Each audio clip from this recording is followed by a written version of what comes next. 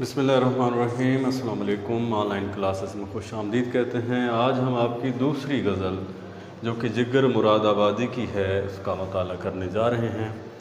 جگر مراد آبادی 1890 میں مراد آباد میں پیدا ہوئے، 1958 تک ان کا عرصہ حیات ہے۔ 1890 سے 1958 تک ان کا عرصہ حیات۔ اصل نام علی سکندر تھا، جگر ان کا تخلص ہے۔ مراد آباد میں پیدا ہوئے تو اس نسبت سے، شہر کی نسبت سے انہیں مراد آبادی کہا جاتا ہے۔ ان کی جو تصانیف ہیں، جو شعری مجموعے شائع ہو چکے ہیں، ان میں جذبات جگر، تخیلات جگر، آتش گل، نغمات جگر وغیرہ شامل ہیں، مشہور ہیں۔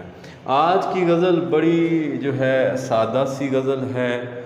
اس میں آپ کو رومانوی رنگ بھی دکھائی دے گا جگر مراد آبادی کا، اور زندگی کا فلسفہ بھی بیان کرتے ہوئے دکھائی دیں گے، اور جو ہے مجازی پہلو اور حقیقی پہلو اجاگر کریں گے۔ آپ یہ کہہ سکتے ہیں کہ یہ غزل جگر مراد آبادی کی حقیقت اور مجاز کا حسین امتزاج ہے، یعنی اس میں حقیقی شاعری بھی کی گئی ہے اور مجازی رنگ بھی نمایاں طور پر آپ کو دکھائی دے گا۔ تو پہلے اس کی ہم اس کو ادا کر لیتے ہیں، اس کی ادائیگی کر لیتے ہیں۔ جگر مراد آبادی کہتے ہیں: آدمی آدمی سے ملتا ہے دل، مگر کم کسی سے ملتا ہے۔ بھول جاتا ہوں میں ستم اس کے، وہ کچھ اس سادگی سے ملتا ہے۔ آج کیا بات ہے کہ پھولوں کا رنگ تیری ہنسی سے ملتا ہے۔ سلسلہ فتنہ قیامت کا تیری خوش قامتی سے ملتا ہے۔ مل کے بھی جو کبھی نہیں ملتا، ٹوٹ کر دل اسی سے ملتا ہے۔ کاروبار جہاں سنورتے ہیں، دل جب بے خودی سے ملتا ہے۔ روح کو بھی مزہ محبت کا، دل کی ہم سائیگی سے ملتا ہے۔ یہ ہم نے ادا کی ہے۔ آپ جانتے ہیں پہلا شعر مطلع ہے، آخری شعر کو مقطع کہتے ہیں، لیکن اس غزل میں کیونکہ جگر نے اپنا تخلص استعمال نہیں کیا تو اس کو ہم صرف آخری شعر کہیں گے، مقطع نہیں کہیں گے۔ مقطع غزل کا وہ آخری شعر ہوتا ہے جس میں شاعر اپنا تخلص بھی بیان کرے، تو اس غزل میں یہ آخری شعر ہے، مقطع نہیں ہے، اور یہ پہلا شعر ہے، یہ مطلع ہے۔ تو اس میں ہم فرداً ہر شعر پر گفتگو کریں گے اور پھر آپ اس کو لکھیے گا۔ آدمی آدمی سے ملتا ہے دل، مگر کم کسی سے ملتا ہے۔ جگر مراد آبادی کہتے ہیں، جو کہ قادر الکلام شاعر ہیں، جنہوں نے غزل گوئی میں بڑا نام کمایا ہے اور اپنے ہم عصر شعراء میں کافی عزت اور عظمت کے مالک ہیں جگر مراد آبادی، کہتے ہیں کہ آج کے اس زمانے کو، بلکہ جس زمانے میں یہ تھے اس زمانے میں بھی اور اس زمانے میں بھی فطرت انسانی ایک ہی رہی ہے۔ یعنی اس شعر میں انسانی فطرت کی بات کر رہے ہیں کہ انسان سے ملتا تو ہے، لیکن دل میں وہ خلوص، وہ محبت کے جذبات اب نہیں رہے۔ وہاں جو ایک خوشی کی سی کیفیت ہوتی تھی ملتے وقت، اب وہ دکھائی نہیں دیتی۔ مجبوری ہے، آدمی آدمی سے ملتے ہیں، مل لیتے ہیں، لیکن ان کے دلوں میں فاصلہ ہوتا ہے۔ جسمانی طور پر وہ قریب بھی ہوں، لیکن دلی طور پر وہ ایک دوسرے سے دور ہوتے ہیں۔ ساتھ بیٹھے ہوئے اشخاص میں بھی کہ دلوں میں بھی بہت دوریاں ہوتی ہیں، اور یہ بغض اور کینہ اور دشمنی اور انا اور نفرت جب سے ان برائیوں نے جنم لیا ہے تو محبت، خلوص، پیار، وفا جیسی نایاب چیزیں یہاں سے بہت دور کہیں بسیرا ڈالے ہوئے ہیں۔ تو آدمی کی فطرت بتا رہے ہیں کہ انسان سے مل تو لیتا ہے، آدمی سے ملتا تو ہے، لیکن وہ دلی طور پر خلوص اب وہ نہیں رہے، اب مادیت سما گئی ہے دلوں میں، روحانیت کہیں دور چلی گئی ہے، خلوص نہیں رہا، آپس کے رشتوں میں خلوص نہیں رہا، وہ پہلے جیسی محبت نہیں رہی، وہ پہلے جیسا رویہ نہیں رہا۔ تو اس صورت میں یہ کہا گیا ہے کہ آدمی سے ملتا ہے دل، مگر کم کسی سے ملتا ہے، دل ان لوگوں سے ملتا ہے جو خلوص کے بدلے میں خلوص دیں، جو عزت کے بدلے میں عزت دیں، ان سے پھر دل ملتا ہے، ان سے پھر گفتگو کرنے کا لطف آتا ہے، اور ان سے پھر انسان اپنے تعلقات کو نبھاتا چلا جاتا ہے۔ اگلے شعر میں کہتے ہیں بھول جاتا ہوں میں ستم اس کے وہ کچھ سادگی سے ملتا ہے۔ یاد رکھیے یہ پہلا شعر حقیقی ہے، دوسرا شعر مجازی ہے۔ اس میں شاعر جگر مراد آبادی محبوب سے مخاطب ہے، کہتے ہیں کہ میرا محبوب بہت ظالم ہے، ستمگر ہے، اور یہ شعراء کی روایت ہے، یہ کلاسیکل شعراء سے لے کے آج تک کے زمانہ کے شعراء کو آپ دیکھ لیجئے، محبوب کو ہمیشہ ظالم ہی لکھا گیا ہے شاعری میں۔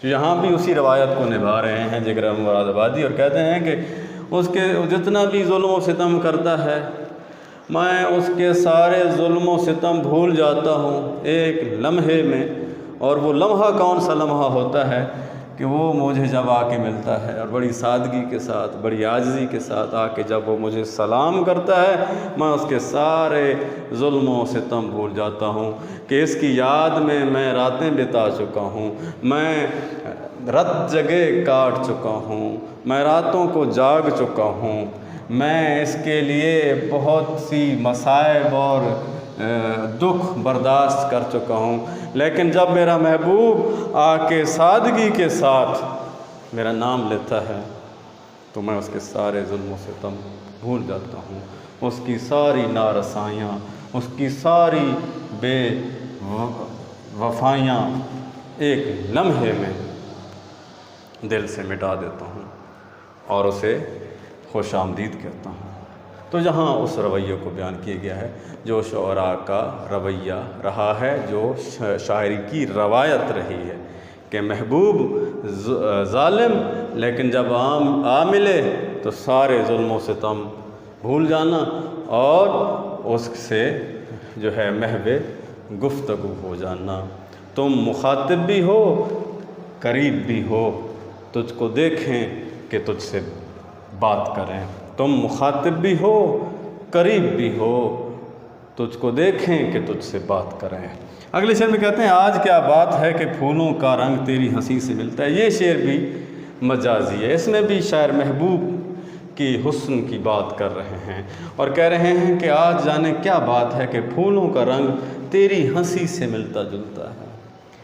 شعراء اپنے محبوب کی، کسی نے زلفوں کی تعریف لکھی، کسی نے آنکھوں کی تعریف لکھی، کسی نے ہونٹوں کی تعریف لکھی۔ جس طرح میر نے کہا تھا میر ان نیم باز آنکھوں میں ساری مستی شراب کی سی ہے، یا احمد فراز نے کہا تھا کہ ان کی آنکھوں کو کبھی غور سے دیکھا ہے فراز سونے والوں کی طرح جاگنے والوں جیسی۔ ٹھیک ہے، تو یہاں ہنسی کو، پھول کا کھلنا اور محبوب کی ہنسی، اس کو بیان کر رہے ہیں کہ جس طرح باغ میں پھول کھلتے ہیں میرے محبوب کی ہنسی بھی اسی طرح ہے، جب وہ مسکراتا ہے تو اس طرح لگتا ہے کہ پھول کھل رہے ہیں۔ سنا ہے بولے تو باتوں سے پھول جھڑتے ہیں، یہ بات ہے تو چلو بات کر کے دیکھتے ہیں۔ احمد فراز نے کہا تھا سنا ہے بولے تو باتوں سے پھول جھڑتے ہیں، یہ بات ہے تو چلو بات کر کے دیکھتے ہیں۔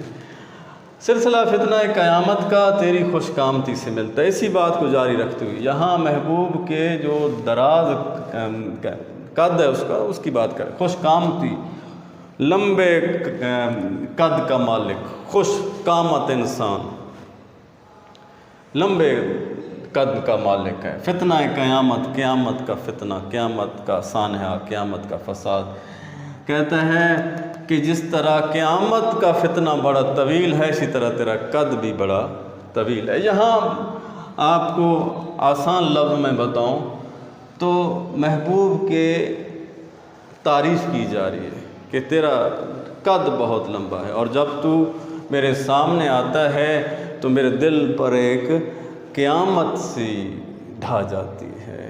تجھے دیکھ کر قیامت، تو سامنے آتا ہے تو قیامت ڈھا دیتا ہے تیرا اونچا قد دیکھ کر، اور تیری خوبصورتی اور تیری ادا دیکھ کر اور تیری چال ڈھال دیکھ کر میرے دل پر قیامت جو ہے وہ ٹوٹ پڑتی ہے۔ مل کے بھی جو کبھی نہیں ملتا۔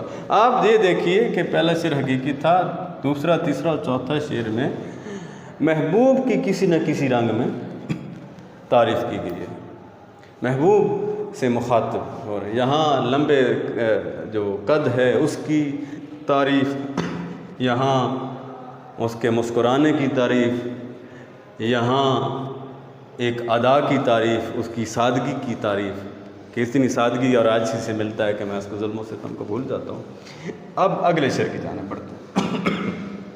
مل کے بھی جو کبھی نہیں ملتا، ٹوٹ کر دل اسی سے ملتا ہے۔ یہ شعر اپنے اندر ایک فلسفہ سموئے ہوئے ہے، اس فلسفہ کو ہم اب دیکھتے ہیں کہ کیا فلسفہ ہے۔ کہتے ہیں کہ اس دنیا میں ہمیں مل کے بھی کچھ نہیں ملتا اور وہ کبھی نہیں ملتا، تو پھر کیا ہوتا ہے؟ ہمارا دل ٹوٹ جاتا ہے، اور پھر ہمارا دل کس سے ملتا ہے؟ اللہ کی ذات سے ملتا ہے۔ اس شعر میں جو فلسفہ ہے اس کو سمجھنے کی کوشش کیجیے۔ ہر کسی کا بیان کرنے کا انداز الگ ہے۔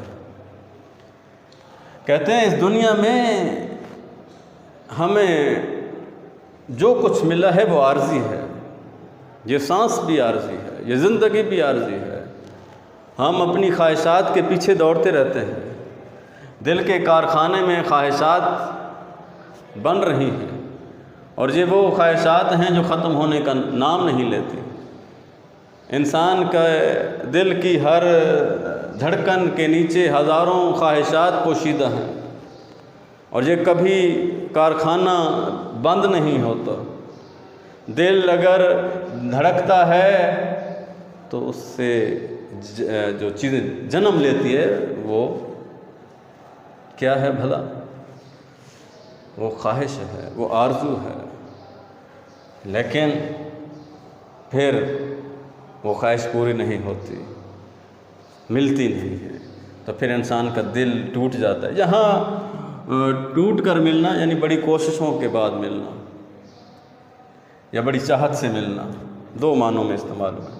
اسی سے مراد اللہ ہے کہ جب انسان ہر چیز سے مایوس ہو جاتا ہے تو اسے اس ایک راستے میں عافیت دکھائی دیتی ہے، اور وہ راستہ خدا کا راستہ ہے، وہ راستہ حقیقت کا راستہ ہے۔ تو اس شعر میں جو فلسفہ ہے اس کو سمجھنے کی کوشش کیجیے۔